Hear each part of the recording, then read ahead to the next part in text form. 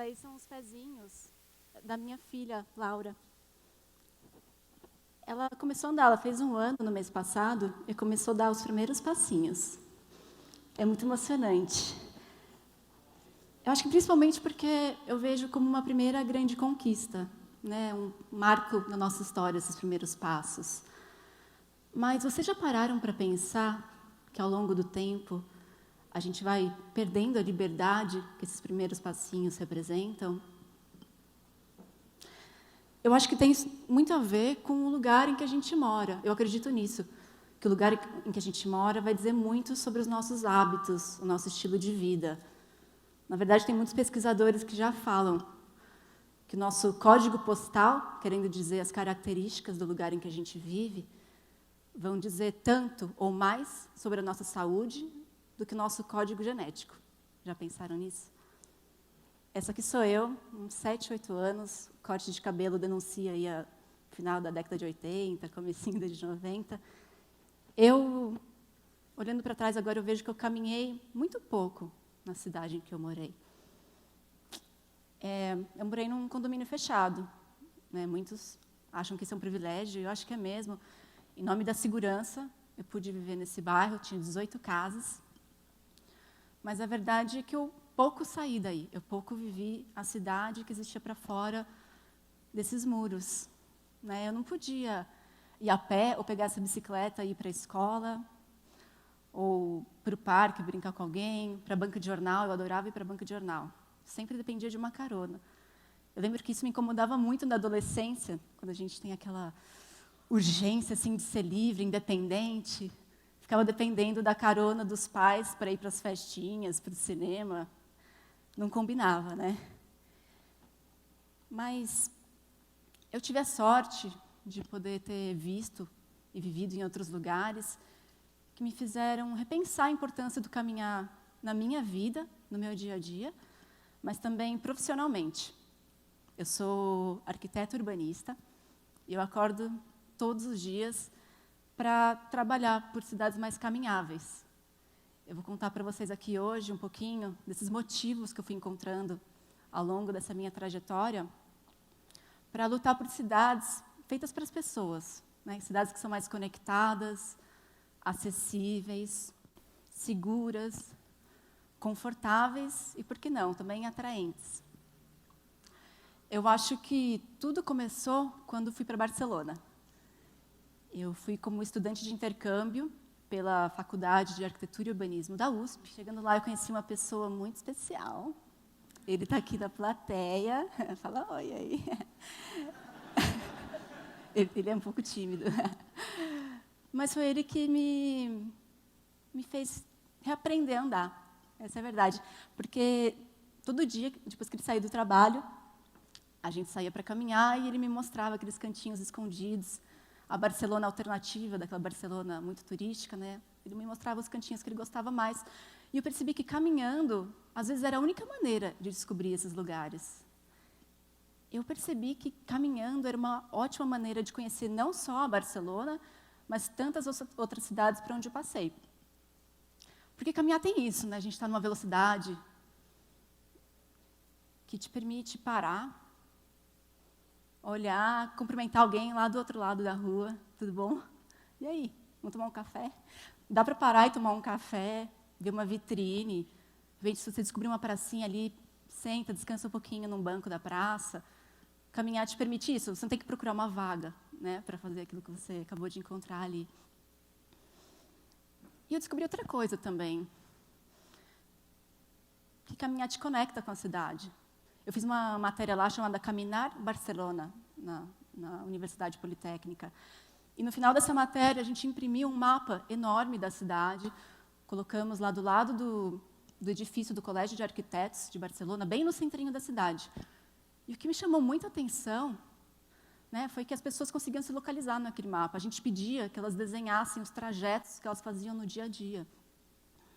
E eu percebi que pessoas de vários tipos, de várias idades, eram capazes de se localizar naquele mapa e desenhar esse percurso. Pensei, poxa, né, tá todo mundo hoje aqui a pé, usando o espaço público. Acho que essas coisas estão ligadas. eu acho que quando a gente caminha, a gente consegue, de fato, se conectar com o lugar e com as pessoas e construir esse sentimento de pertencimento mesmo, né? E a gente consegue se engajar com aquele lugar, a gente consegue construir esse mapa mental da cidade na nossa cabeça. Quando saí de Barcelona, eu percebi que eu conhecia mais Barcelona do que Campinas, que foi a cidade onde eu nasci e cresci. Esse tema me apaixonou e eu fui trabalhar com desenho urbano, né, que é uma área da arquitetura e urbanismo que te permite se aproximar um pouco mais dessa temática. E, então, por isso, eu fui fazer um mestrado em Nova York, em desenho urbano. Terminando o curso, fui trabalhar na prefeitura de lá, na Secretaria de Planejamento Urbano. E lá me aproximei desse conceito, Active Design, que foi consagrado através desse manual lançado em 2010. E o que eu percebi é que as pessoas estavam tentando tratar de um problema de saúde público, que está aí ilustrado. A nível nacional, percebeu-se que havia um gasto muito grande com as doenças crônicas, que as doenças crônicas matam muita gente nos Estados Unidos, e depois eu fui descobrir que em vários outros países também. São doenças como diabetes, doenças cardiovasculares, alguns cânceres, e o que elas têm em comum é o fato de que o sedentarismo e a obesidade são gatilhos para essas doenças, né? E essas duas coisas estão ligadas ao nosso estilo de vida. Algumas vezes, sim, com alguns fatores genéticos, mas principalmente com o nosso estilo de vida. Então, o entendimento dessa galera lá do Active Design era, talvez exista um desenho de cidade que pode ajudar a gente a ter uma alimentação mais saudável e a praticar atividade física no dia a dia. Entre as várias diretrizes que o manual coloca, como melhorar o acesso a parques e áreas recreativas para todo mundo, investir na infraestrutura de bicicleta, fala-se muito sobre caminhar, porque o caminhar é uma forma muito fácil, né, de quase todos nós integrarmos essa atividade física no dia a dia, no nosso ir e vir. E aí veio esse outro estalo, pensei, poxa, né? Falar de cidades mais caminháveis é falar de saúde também, é falar de saúde pública. E a cidade é a nossa melhor academia, nossa academia mais acessível. Daí chegou a hora de voltar para o Brasil. Não que eu não soubesse que eu ia encontrar aqui, mas com tudo isso na cabeça, a gente começou um grupo, a Cidade Ativa, uma organização social. Comecei com alguns colegas, a Rafaela, que está aqui também, vocês podem conhecer ela depois. E daí a gente tem uma atividade que se chama Safaris Urbanos. A gente vai para as calçadas, desvendar esse território misterioso e complexo das calçadas, né? E, bom, claro, fica óbvio que a infraestrutura aqui de mobilidade a pé é muito mais precária do que o que eu tinha visto lá fora. Mas, além disso, uma outra coisa me surpreendeu. Também, ao contrário de outros países, aqui as pessoas caminham mais onde a infraestrutura é pior. Quando a gente pega dados, por exemplo, de São Paulo, as pessoas que mais caminham no dia a dia estão nas periferias. Elas são pessoas de baixa renda. São pessoas que, na verdade, não têm acesso ao transporte. Elas não têm o recurso para pagar uma passagem de ônibus, né? Ou, às vezes, a linha não passa perto de casa e você não tem outra escolha. O caminhar nas cidades brasileiras é a falta de opção. Isso chamou muito a nossa atenção. E, apesar disso tudo, e apesar da péssima qualidade da infraestrutura, quando a gente olha para os deslocamentos feitos no Brasil todos os dias, mais de 1/3 são feitos exclusivamente a pé. Nem parece, né? Porque a gente olha para a infraestrutura e, como assim? Alguém usa isso todos os dias para se deslocar? A pé é uma forma de transporte. Não sei se vocês sabiam, mas ela é considerada uma forma de transporte, é uma maneira de você deslocar pessoas e coisas no território. Agora, se a gente pega esse 1/3 e soma com as pessoas que pegam o transporte público, meus amigos ativistas falam que a pé e busão é que nem arroz com feijão. Estão sempre juntos. Você tem que ir andando até o ponto de ônibus ou sair do metrô para sua casa. Se a gente soma todo esse pessoal, a gente tem mais de 2/3 de todas as viagens sendo feitas a pé no Brasil. Agora, se a gente vai ser criterioso mesmo, além desses 2/3, eu acredito que todos nós somos pedestres. Todos vocês aí, em algum momento do dia, né? Porque, enfim, nem que assim a gente vá ali na esquina pegar um táxi, né, andando no estacionamento do shopping, pegando a bicicleta que a gente deixou ali parada na frente da farmácia. Todos nós somos pedestres, independente das nossas habilidades. Também quero deixar isso claro. Quando eu falo pedestre, estou falando de todo mundo que usa a energia do próprio corpo para se locomover. Então, quando a gente fala de cidades mais caminháveis, a gente está falando de inclusão.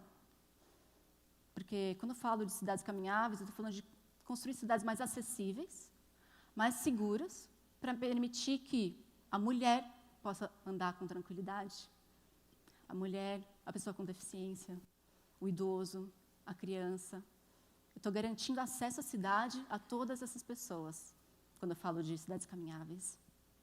Tudo bem, então a gente entendeu que as cidades caminháveis precisam dessa infraestrutura, mas se a gente construir mais calçadas e faixas de pedestre, será que as pessoas vão andar mais? Em alguns lugares eu acho que sim, e eu acho que em alguns lugares também a gente vai qualificar o caminhar daquelas pessoas que têm que fazer isso, né? Mas eu acho que a gente ainda tem um problema muito grave, né, estrutural mesmo, nas nossas cidades, que é as coisas estão muito longe uma das outras. As nossas cidades estão muito espalhadas. Aqui em Campinas, é muito difícil você escolher andar, né, para o seu trabalho, para ir para o cinema, fazer compra, porque esses destinos estão muito longe uns dos outros. Falar de cidades mais caminháveis é falar de cidades um pouco mais compactas, onde as pessoas estão mais próximas, essas atividades do nosso dia a dia estão mais próximas. E o engraçado, então, é que numa cidade caminhável, além de caminhar, se a forma mais eficiente, ao meu ver, da gente se deslocar pela cidade, porque a gente não usa energia nenhuma, nenhum combustível, além daquele, das nossas próprias calorias, a gente não emite nenhum poluente, nenhum gás de efeito estufa, né? A gente não tem que pagar nada. Então, além do caminhar ser a forma mais eficiente, ela também gera uma cidade muito mais eficiente, porque se eu tenho uma cidade mais concentrada num território menor, todas as outras infraestruturas funcionam melhor também.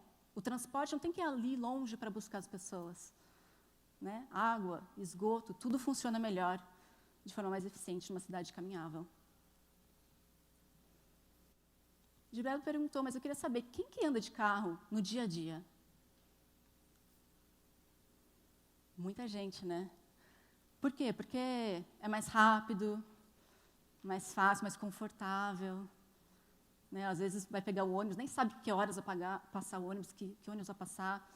Eu trabalho por cidades mais caminháveis porque eu quero que a gente tenha escolhas. Eu não acho justo a gente ter que escolher o carro. Eu quero que essas outras escolhas, o caminhar, a bicicleta, o transporte público, sejam igualmente agradáveis, confiáveis, seguras, para a gente poder se deslocar de outra maneira. Eu não acho que a gente tenha que se culpar aqui hoje de ter feito essa escolha, né, ou de fazer essa escolha todos os dias. Eu acho que a gente tem que se culpar como sociedade, porque o fato é, a gente privilegiou o carro nos nossos projetos e nas nossas políticas públicas. É só parar e olhar para a rua. O asfalto, às vezes, não está tão bom quanto a gente gostaria, mas o asfalto recebe um investimento público, ele é mantido, né, pelas prefeituras. A calçada, vocês já viram o que acontece. Na maioria dos casos, quem tem que manter a calçada é o proprietário do imóvel. Por que isso? Por que o semáforo fica muito mais tempo aberto para o carro do que para a pessoa que tem que cruzar a pé? Vocês sabem qual é a metodologia para definir esse timing? Alguém já foi lá contar quantas pessoas cruzam a rua ou quantos carros passam? Né, se a gente pensa nas velocidades máximas que estamos permitindo também nos perímetros urbanos, que são bons para o carro, porque o carro vai rápido, né, você chega rápido em casa, mas para quem está caminhando do lado, aquela velocidade representa um risco. E eu acho que esse modelo tem um limite. Né? As nossas cidades têm um limite, o espaço é limitado para a gente construir mais faixas e mais pontes, mais viadutos. Falar de cidades caminháveis é falar, então, de inverter essas prioridades, de abrir espaço para o pedestre, para o ciclista, para o transporte público, para que isso seja uma opção também, uma opção confiável. Então, eu também luto por cidades mais caminháveis para que a gente seja um pouco menos dependente do carro no nosso dia a dia, que ele seja menos essencial. Agora, uma outra coisa que eu descobri nessa minha caminhada foi que, ao compartilhar minha ideia e olhar para o lado, eu vi muita gente que também acreditava em cidades caminháveis. E cada um com a sua motivação. Né? Eu tenho aqui 5, os outros ali tinham outras. E foi muito legal ver essas pessoas, essas organizações que estão lutando pelo tema aqui no Brasil. E pensando nisso, nós, da Cidade Ativa, com os nossos colegas da Corrida Amiga, começamos o projeto Como Anda. O Como Anda hoje é um ponto de encontro, uma plataforma virtual que permite conectar essas organizações. Além de ajudar a fortalecer o tema, né, para fora da nossa bolha, como eu estou fazendo aqui hoje, conversando um pouco com vocês, além de ajudar a articular essa rede, o Como Anda tem como papel também trazer subsídios, né, insumos, dados para fortalecer esses grupos. Dentre as várias coisas que a gente tem ali no site, tem um formulário que qualquer organização ou pessoa interessada pode preencher. Quando eu falo organização, eu estou falando de instituições de ensino, órgãos de prefeituras, podem ser escritórios de arquitetura, de engenharia, ONGs e coletivos, qualquer um que trabalhe de alguma forma com mobilidade a pé. Então, esses grupos podem preencher esse formulário e os dados desse formulário falam um pouco sobre a forma de atuar, como a gente fala da mobilidade a pé no nosso dia a dia. Esses dados alimentam todos um gráfico interativo. Se vocês visitarem o site hoje, aqui depois da palestra, vocês vão ver. Com alguns filtros, vocês conseguem encontrar as organizações, né, ou usando o mapa, ou esses temas. E o legal disso é que essa ferramenta é muito poderosa para permitir esse encontro, essa troca de ideias entre os grupos que lutam por cidades mais caminháveis como eu. Esse é um caso de sucesso nosso. Esses dois grupos trabalham de uma forma muito parecida, eles não se conheciam antes do Como Anda. O que eles compartilham, né? Compartilham uma ideia, que é, poxa, as crianças devem usar mais as ruas, os espaços públicos. Eles compartilham também uma forma de fazer, que é, vamos ajudar essas crianças a irem a pé para a escola ao invés de carro? Eles compartilham também desse ideal de cidade mais caminhável, mas acho que, principalmente, eles também compartilham um desejo de fazer as coisas de uma maneira diferente. Aquilo que a gente faz todo dia, a gente pode fazer de uma maneira diferente. Eu quero muito que minha filha possa ir a pé para a escola, diferente de mim. Eu quero muito que depois ela possa ir para o parque, brincar, depois ir para a universidade, trabalhar a pé. Eu luto por isso todos os dias, porque uma cidade caminhável, ela vai continuar tendo essa liberdade e mais, esse direito de ir e vir que ela está conquistando agora. Isso me move. O que move vocês? Obrigada.